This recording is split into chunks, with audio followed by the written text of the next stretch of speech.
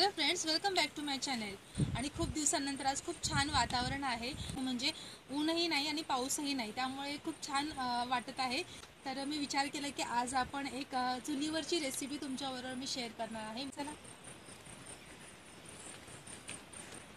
Friends, तुम्ही पाहू शकता की झाडं ही सगळी गवारची वगैरे बरीच मोठी झालेली आहेत आणि हे पण पपईचं झाड देखील मोठं झालेलं आहे. या सगळ्या मिरच्यांची झाडं आहेत. मिरची आपल्याला इथे इथे भेटली आहे. सी, ताजी ताजी मिरची.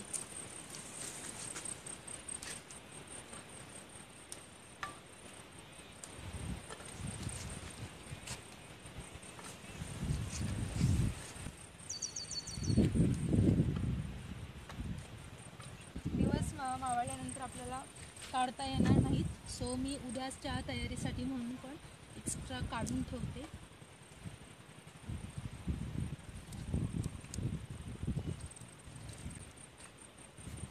तर इतक्या मिरच्या आय थिंक इनफ होतील.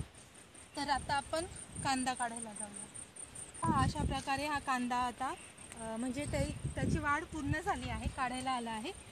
तर आपण आता इथे हा कांदा काढणार आहोत. तर आणखी एक, तर मी हा घेते.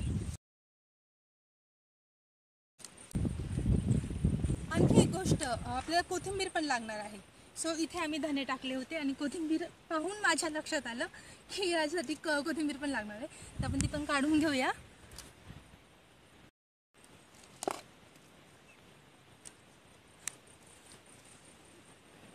चला, तर आता बस झालं, कारण की दिवस पण मावळत आलेला आहे. आता खूप प्रयत्नानंतर ही चूल अशी पेटलेली आहे, तर आपण आता त्याच्यात तेल घालूया.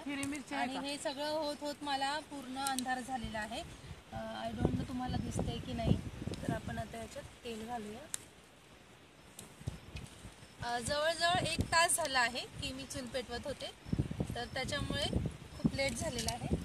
मोहरी टाकू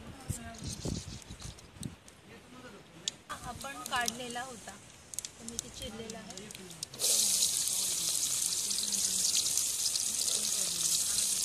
ते आपण आता मी लसूण आणि मिरची आपण काढली होती ती वाटून घेतलेलं आहे.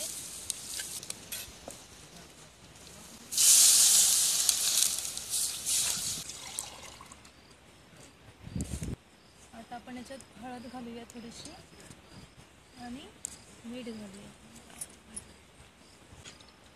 आणि याच्यामध्ये थंड पाणी थोडंसं मिक्स करणार आहोत आणि ते पूर्ण असं त्याची पेस्ट टाईप बनवायची आहे. चांगली उकळी आलेली आहे, तर आपण हे याच्यात बेसन टाकू प्रकारे पटकन त्याच्यात टाकून